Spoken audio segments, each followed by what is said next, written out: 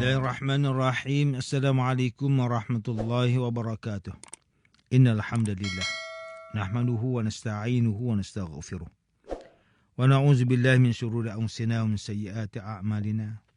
Man yahdihillahu fala mudilla lahu wa man yudlil fala hadiya lahu. Asyhadu an la ilaha illallah wahdahu la syarika lahu wa asyhadu anna Muhammadan 'abduhu wa rasuluh. Allahumma shalli wa sallim ala sayyidina Muhammad wa ala alihi wa ashabihi wa tabi'in wa man tabi'ahum bi ihsanin ila yaumiddin. A'udzu billahi minasyaitonir rajim. Ya ayyuhalladzina amanu taqullaha haqqa tuqatih wa la tamutunna illa wa antum muslimun. Amma ba'd. Yang berusaha Tuan Haji Ahmad Nazri Muhammad Yusof selaku penerbit rancangan tafsir Al-Quran dan seterusnya sidang pendengar yang dirahmati Allah. Bersama saya, Profesor Dr. Muhammad Najib bin Abdul Qadir, Pusat Kajian Al-Quran dan As-Sunnah, Fakulti Pengajian Islam, Universiti Kebangsaan Malaysia.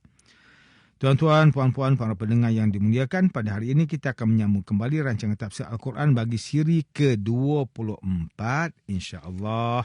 Pada kali ini kita akan membincangkan mengenai pentafsiran ayat ke-27 surah Yunus.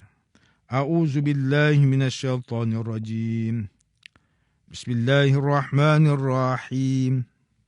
Walladzina kasabu sayyiati jazaa'u sayyi'atin bimisliha wa tarhaquhum dhillah ma lahum minallahi min 'asim ka'annama ughshiyat wujuhuhum qita'an minal laili muzlima.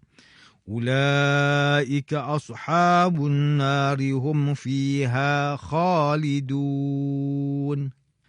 Dan untuk orang yang melakukan kejahatan, syirik dan maksiat, balasan tiap-tiap satu kejahatan mereka ialah kejahatan yang sebanding dengannya serta akan ditimpakan kehinaan.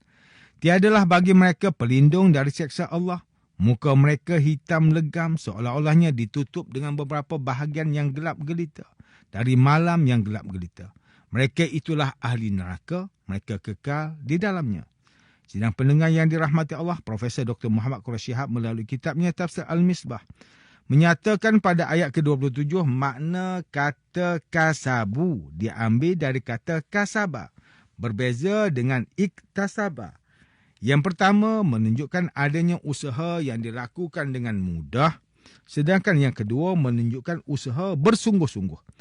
Ketika mentafsirkan surah Al-Baqarah ayat ke-286, penulis antara lain mengemukakan bahawa ketika ayat itu menggambarkan usaha yang baik, kata yang digunakannya adalah kasabat.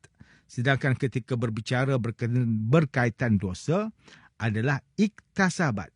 Walaupun kedua-dua kalimah itu daripada kata dasar yang sama, namun pengertiannya membawa makna yang berbeza.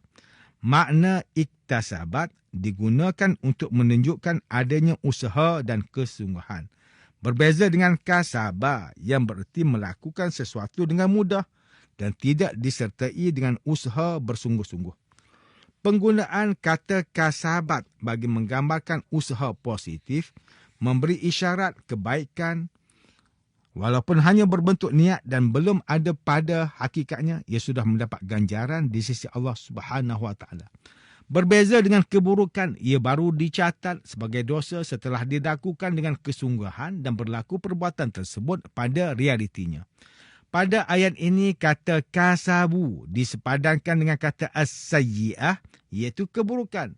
Ia bererti pelakunya melakukan keburukan tersebut dengan mudah dan jiwanya telah sebati serta keburukan itu berulang-ulang sehingga menjadi kebiasaan yang mudah baginya.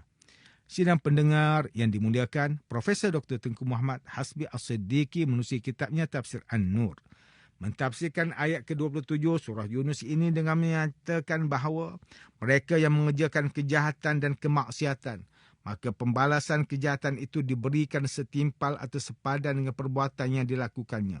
Tidak ditambah atau dikurangi. Bagi mereka tidak ada orang yang dapat menghalangi Allah ketika menjatuhkan azab kepadanya, kerana pada hari kiamat hilanglah segala sebab atau sesuatu di dunia yang boleh memberi manfaat kepada seseorang.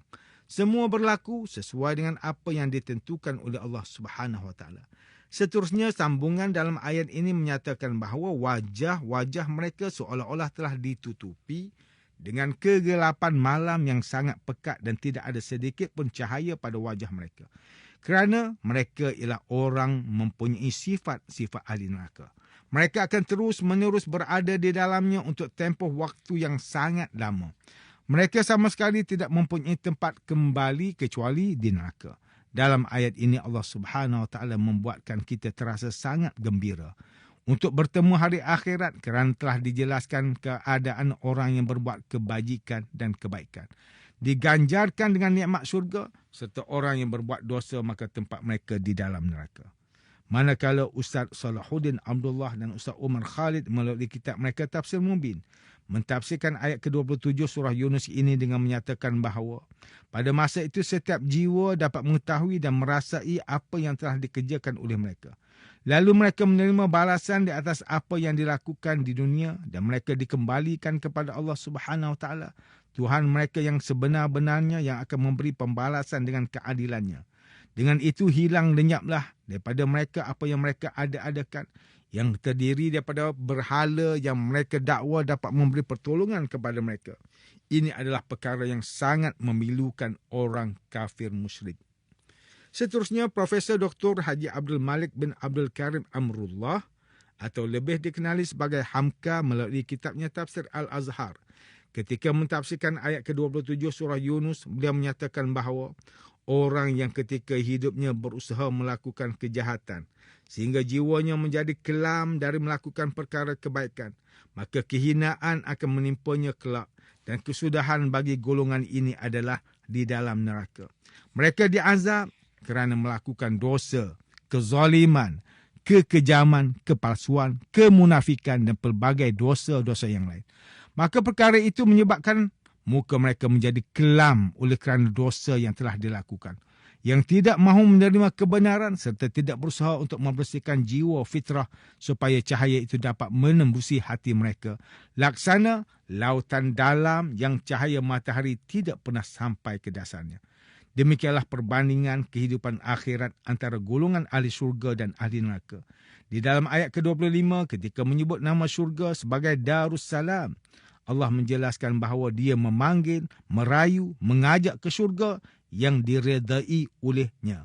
Oleh itu, marilah sama-sama kita beramal dengan melakukan kebaikan kerana fitrah jiwa kita adalah baik.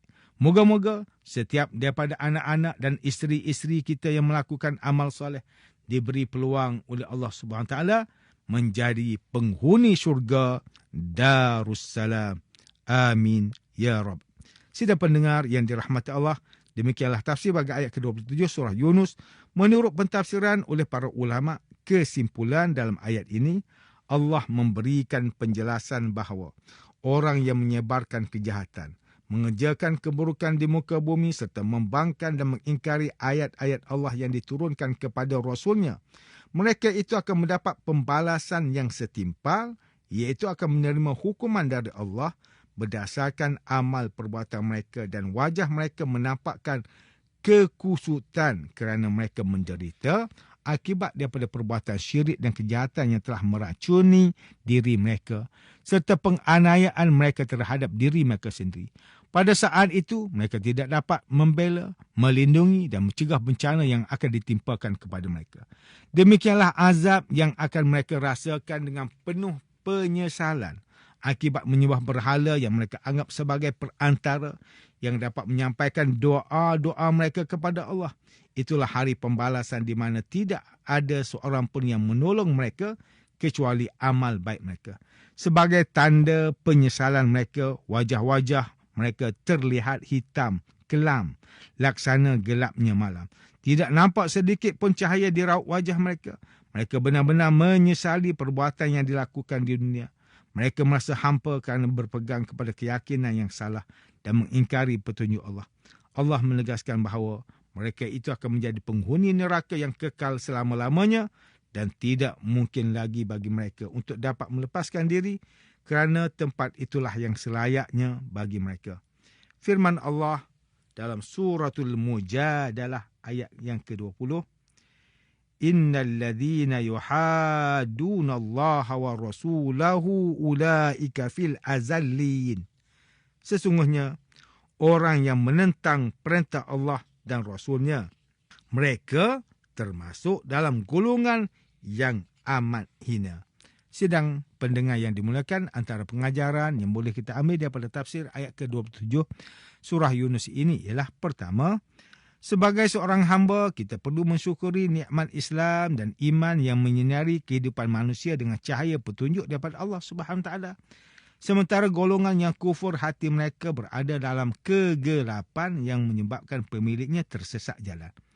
Kedua, berfikir dan merenungi penciptaan Allah Subhanahu Wa Taala dapat membuka minda manusia untuk berfikir secara waras dan insaf mengenai segala rahsia ciptaan di langit dan di bumi, sekaligus menjadikan seorang hamba itu tunduk dan patuh atas segala titah perintah daripada Allah SWT.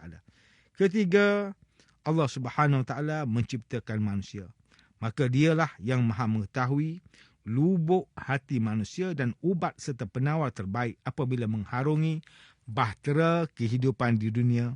Lalu dia mengutuskan Nabi Muhammad sallallahu alaihi wasallam dan mukjizat Al-Quran untuk dijadikan pedoman dan pegangan dalam kehidupan dunia. Sidang pendengar yang dirahmati Allah, sekian sahaja rancangan tafsir Al-Quran pada hari ini. Semoga kita semua mendapat manfaat daripada perbincangan ilmu ini. Insya-Allah, mudah-mudahan kita akan bertemu lagi pada siri rancangan tafsir Al-Quran yang akan datang. Wabillahi taufiq wal hidayah. Wassalamualaikum warahmatullahi wabarakatuh.